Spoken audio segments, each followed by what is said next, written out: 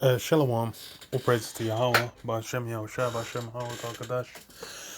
Double honor to the apostles, now as a great Milson, Rawal, Shalom to the brothers doing the work, sharing truth. Yeah, brother, I'm away from the Jimmy's London camp.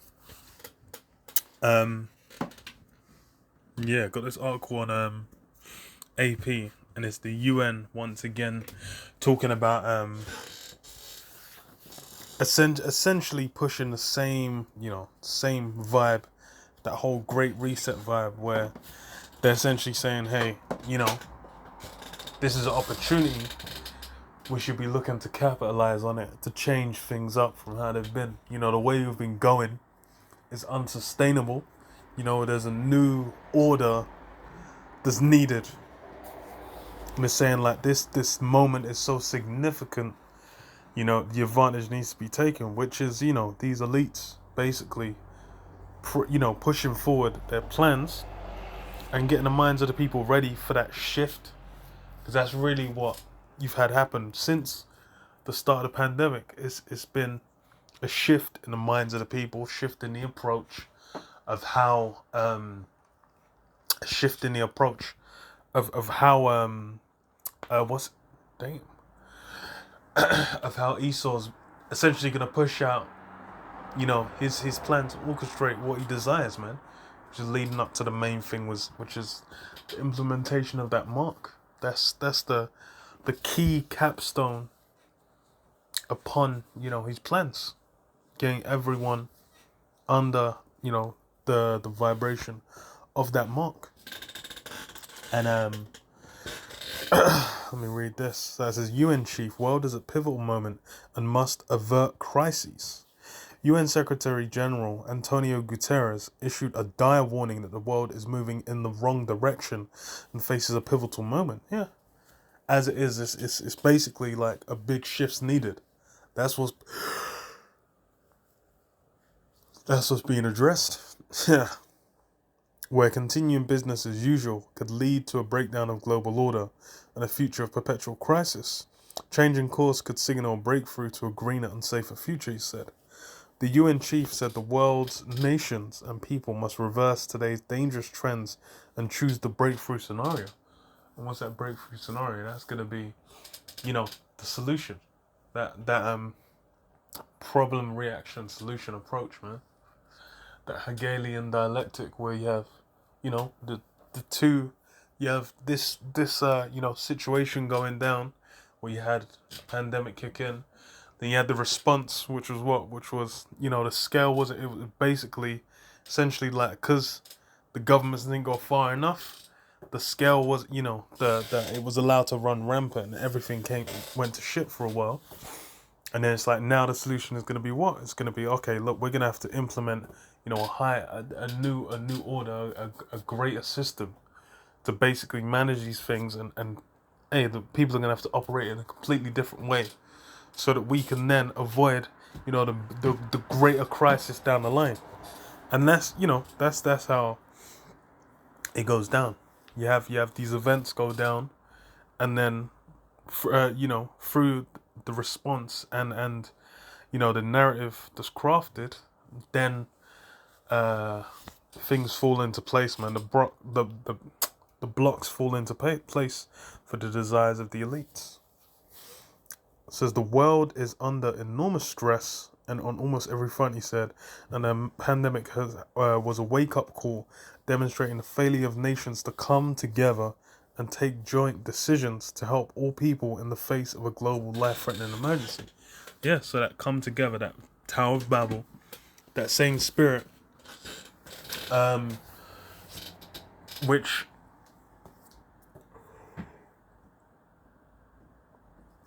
Tower of Babel, which was that same spirit of everyone coming together, all heaping together, and all putting their strength towards, building, together, all the nations heaping together and working as one. Which, that's something that has been attempted time and again, and which the Lord was not with from the start. Which is why the Tower of Babel even has a name. Babel, that confusion, man. And that's where the nation's tongues were confounded, They didn't understand each other. And that's because why? The Lord's never been down with all the nations coming together as one. And it's, all throughout different kingdoms, it's been attempted. And now Esau once again is trying to pull it off, just like how when he came as a Greek, tried it with that Hellenization. Now he's come again, as the new Babylon, the new Greece, the new Rome, where he's essentially America, man. Everyone's coming together under that system of America, that same mindset. And that's, this now we're having it laid out. Because like they said, it's been a life-threatening situation. It's time for everyone to come together. Which that's why, these guys, they're damn. The plans have been laid out. It's been exposed. The spirits revealed it. Essentially, it's in the scriptures. Like they're doing their dark secret councils, and bringing these their plans to pass. As Gutierrez said, this paralysis extends far beyond sea to the failures to tackle the climate crisis and our suicidal war on nature and collapse of biodiversity. Yeah, and then it's just like, hey, look, this is on such a scale. It's basically just saying, like, look, if you look at all these different factors, everything's going to come to an end unless a change is made. Which is not wrong. That's true according to the scriptures. Because why? Because as far as for if Esau's allowed to run rampant, that's what's going to result, man. It said what? There'll be no flesh left to be saved. That's if Esau was allowed to go to, the pinnacle, to the edge of what he desires to do, man, then it would result in that mass destruction. That's why you're seeing, nature being destroyed. That's why you're seeing the way Esau's system, how they produce energy, how they do various different things, how they produce certain products, certain resources, how they mine them, all these different things, how they take up, pull up oil, how they move all these things around. There's a constant destructive effect upon the world. But that's the thing is these elites are trying to utilize that to to consolidate their power and like I said, go for that mark and then secure that the people can never come in against them in any form or way. So when other signs of a more chaotic and insecure world, he pointed to the rise in poverty, hunger, and gender inequality after decades of decline, the extreme risk of human life and the planet from nuclear war, and a climate breakdown, and the inequality, discrimination, and injustice, bringing people into the streets to protest, while conspiracy theories and lies show deep divisions within societies. Yeah, so it's like, all these things are increasing. But that's the thing as well. It's conspiracy theories and lies. And really, it's this truth. And it's also really it's Esau's tongue fooling himself. Because you're getting exposés, you're having leaks, you're having things revealed, you're having people that have been keeping things quiet for decades coming out and exposing these things. And now it's just like, and that's the funny thing, is all those things were spoken about for the longest and were conspiracy theories. And then lo and behold, down the line, you find they're true. So then you think, okay, how much more of that, now the things they're calling conspiracy theories, how much more of that is actually true when, they'll tell you in like 50, 60 years, like, oh, actually that was true, but it doesn't really matter now. Because that's how they with a lot of stuff that happened during the Cold War. At the time, they'll be like, we would not, unless they were exposed. Otherwise, it doesn't get declassified until way later, when people ain't gonna care, because people don't keep up. But these things. That's why it's all these crises. Esau's looking to utilize these things. These things are tools in his tool belt to enact to gain the result he desires. We read the 2 Thessalonians 2 and 3. It says, "Let no man deceive you by any means, for that day shall not come, except there come a falling away first, and a man of sin be revealed, the son of perdition, who opposeth and exalteth himself above all that is called the Most High, or is worshipped, so that he, as God, sitteth in the temple of God, showing himself that he is God." Yeah, this guy is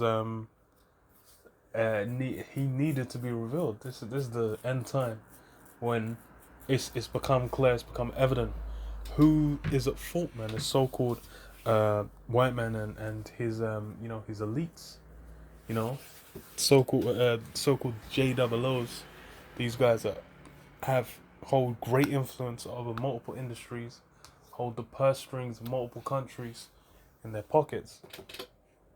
These guys who have gained mass and total control over how the society moves, and why these guys need to be revealed, because now is the time of the end. Now is the time when everything's being revealed, everything, and same for mainly for the prophecies, because the prophecies are the key thing that show, like, that's the witness of Yahushua, spirit of prophecy, because those prophecies and those coming to pass, that's how you know. That's how it's going to be known that, okay, there was a prophet among you. Unavoidable. It says, "Who oppose and exalt." Oh yeah, I read that. So remember ye not that that when I was yet with you, I told you these things. And now you know that what withholdeth, that he might be revealed in his time. For the mystery of iniquity doth already work. Only he that now letteth will let, until he be taken out of the way. And then shall that wicked be revealed, whom the Lord shall consume with the spirit of his mouth, and destroy with the brightness of his coming. Even him whose coming is after the working of Satan, with all powers and signs and lying wonders." Huh?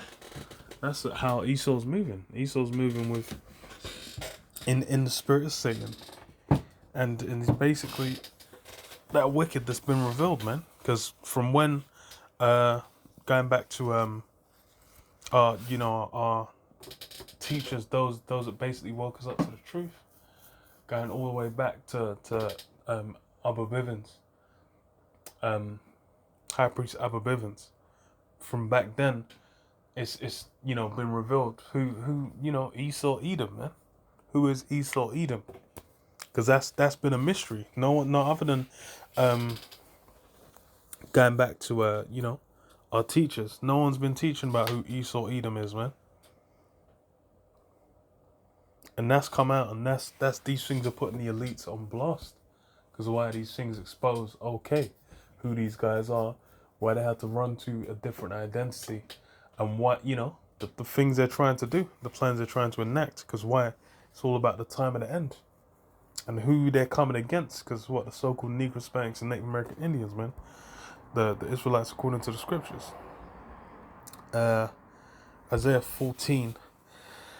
4, it says, "Thou shalt take up this proverb against the king of Babylon, and say, How hath the oppressor ceased?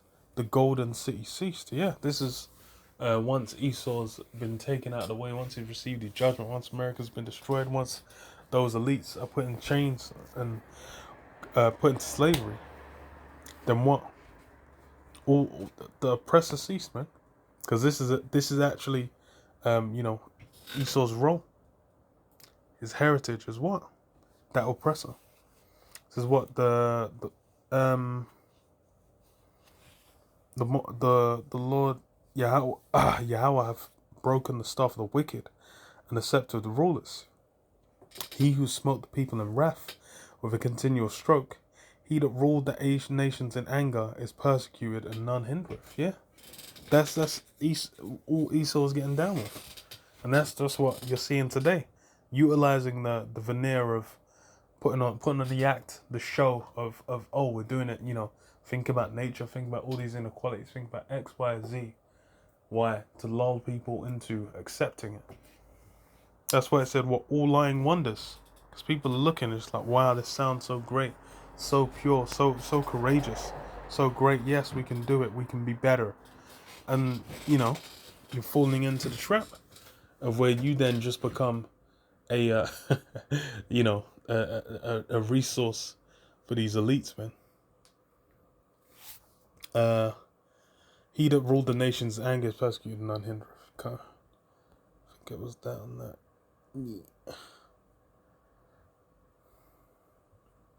Yeah.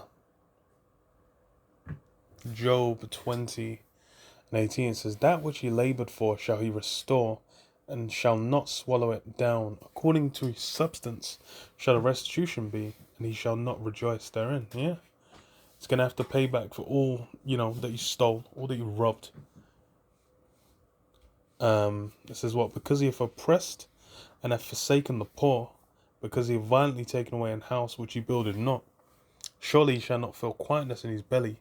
He shall not savour that which he desired. Yeah. How Esau went about and gained everything, that's known history. That's Esau's known history that he's been trying to avoid, trying to not deal with for the longest. Because why?